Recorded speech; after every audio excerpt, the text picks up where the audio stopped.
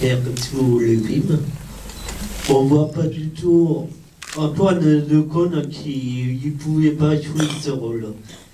Et je voudrais dire, de plus en plus, je lis des réalisateurs comme vous et d'autres, en ce moment qui montent des films en pas longtemps, mais pas un an. Vous avez tourné, il n'y a même pas un an, le 23 septembre, vous avez fini le 22 novembre, et ça fait même pas un an, vous l'avez. Comment un réalisateur peut en même pas un an? Et est-ce que vous avez déjà tourné Chocolat? C'est ça la question, c'est comment faites-vous pour ce recours en tout? Non, mais un an c'est la durée normale, c'est-à-dire que quand on termine un film, après il faut le monter. Alors le montage, ça dure à peu près 6 mois. Ensuite, il y a le lissage qui dure entre 4 et 6 semaines. En fait, le film est prêt depuis le mois de juin, juillet, je dirais. Ensuite, on choisit la date d'un commun accord avec le distributeur. Mais le montage, il commence pendant le tournage, en fait. Dès le premier jour de tournage, les rushs, c'est-à-dire les journées de tournage qu'on est entamées, sont envoyées à Paris et montées. Ensuite, elles me sont renvoyées sur le plateau de tournage et on commence déjà à travailler dessus. Donc en plus, on est en numérique, donc voilà, tout se passe sur un écran d'ordinateur. Et tout ça est très facilité, ça va beaucoup plus vite. Et ensuite, quand le film est terminé, on passe encore 2-3 mois en salle de montage. Voilà, un an, c'est à peu près la durée normale pour un film, si tout se passe bien, s'il n'y a pas de gros soucis. Si c'est pas un film avec des effets spéciaux, si c'est pas un film avec une grosse logistique, c'est la durée moyenne pour la sortie d'un film. Ensuite, pourquoi j'enchaîne déjà sur un autre film, enfin j'enchaîne, je tourne dans 4 mois, mais c'est parce qu'en fait c'est un projet qu'on m'a proposé alors que j'étais en préparation de bodybuilder. Donc c'est un projet que j'ai gardé sous le bras, et effectivement quand j'étais en montage, le matin je travaillais à l'écriture, et l'après-midi je travaillais sur l'image de bodybuilder, ce qui m'a permis d'être quasi prêt pour ce début d'année, pour le début d'année 2015. Quoi. Voilà. Le soir, je fais du bodybuilding. Quoi votre question? Vous prenez dans 4 mois Chocolat alors. Comment? Dans 4 mois je tourne Chocolat. Mais par contre là je vais prendre un peu plus de temps pour le montage parce que c'est un film qui se passe au début du XXe siècle. Donc il y a beaucoup d'images de synthèse, forcément pour recréer le Paris de 1900. C'est un tournage plus lourd, il y a plus de costumes, il y a plus de figuration. Donc tout ça prendra un peu plus de temps, et là à mon avis entre le tournage et la sortie ça passera au minimum, je pense, au minimum 18 mois. Et au casting, il y aura Omar ici. Omar Sy et Jeff Thierry pour les rôles principaux, pour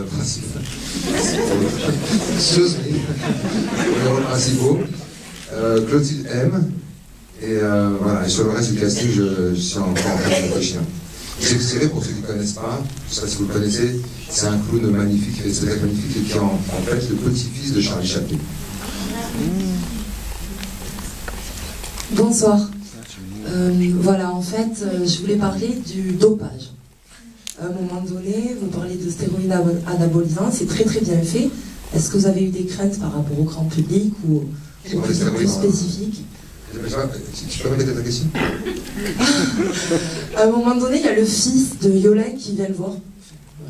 Et qui lui dit oui, t'es tout pourri de l'intérieur. Ouais.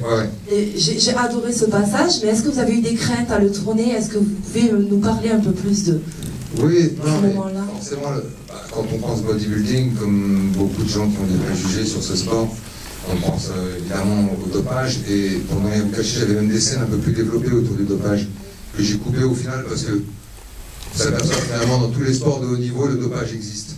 Et il y a des bodybuilders qui se dopent, évidemment. Et puis il y a des bodybuilders qui prennent le dopage, ça sert à quoi? Ça sert à accélérer le processus. Mais ça rend pas... voilà, si vous n'êtes pas fait pour le bodybuilding, si vous n'avez pas la génétique, notamment, le dopage ne vous amènera à rien.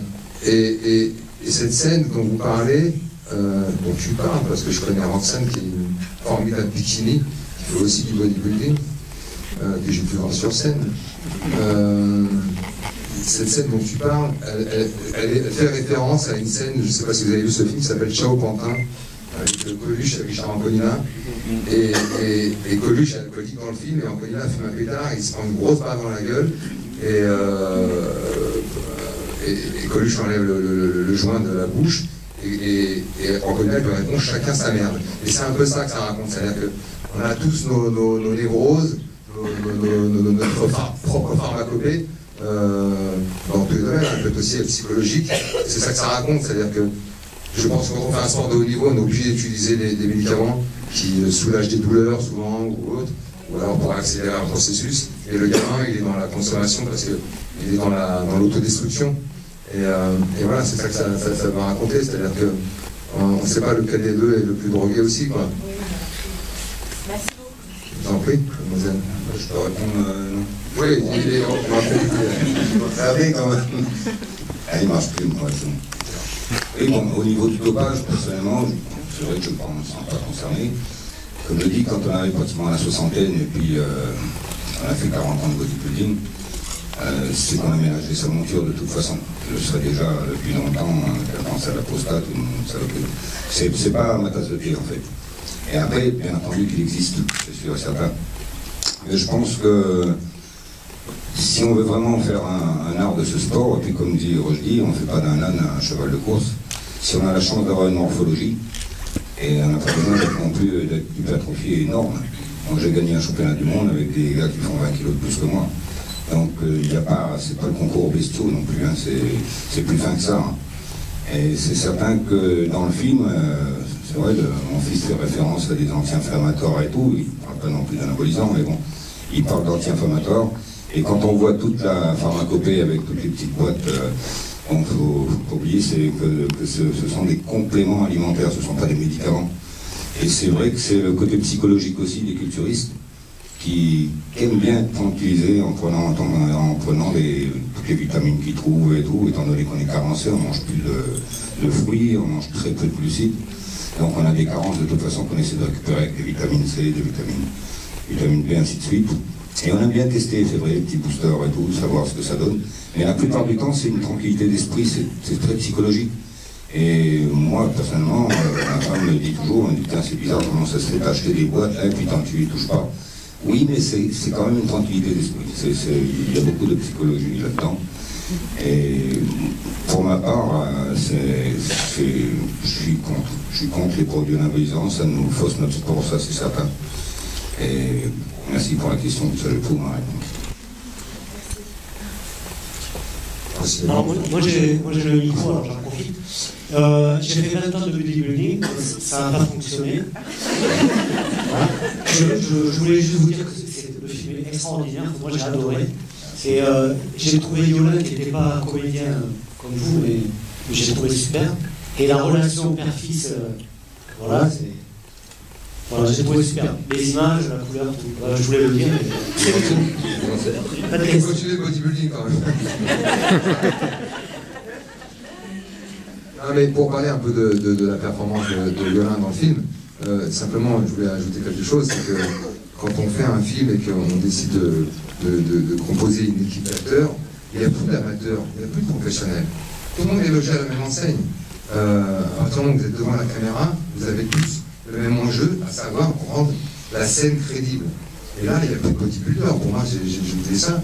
Et je crois que pour quelqu'un de confirmé comme Marina, l'enjeu est fait que faut toujours remettre les compteurs à zéro et se remettre en question. Parce qu'il n'y a rien d'acquis. C'est un travail qui est... Le cinéma, à l'époque du théâtre, c'est un travail de moment. Si vous êtes bon un quart d'heure avant de tourner ou un quart d'heure après, ça ne sert à rien. Il faut être bon au moment précis où la caméra tourne. Et parfois, c'est 3 heures, 4 heures d'attente. Le temps que le nuage passe, que le soleil apparaisse, que la technique soit prête. Et c'est vrai qu'il s'est adapté assez vite. Je crois que ses partenaires l'ont très bien accepté, ça a facilité son adaptation. Mais voilà, simplement pour vous dire qu'il n'y a pas de star, il n'y a pas d'acteur confirmé, il n'y a pas d'amateur, tout le monde est logé à la même enseigne. Et ça, c'est important.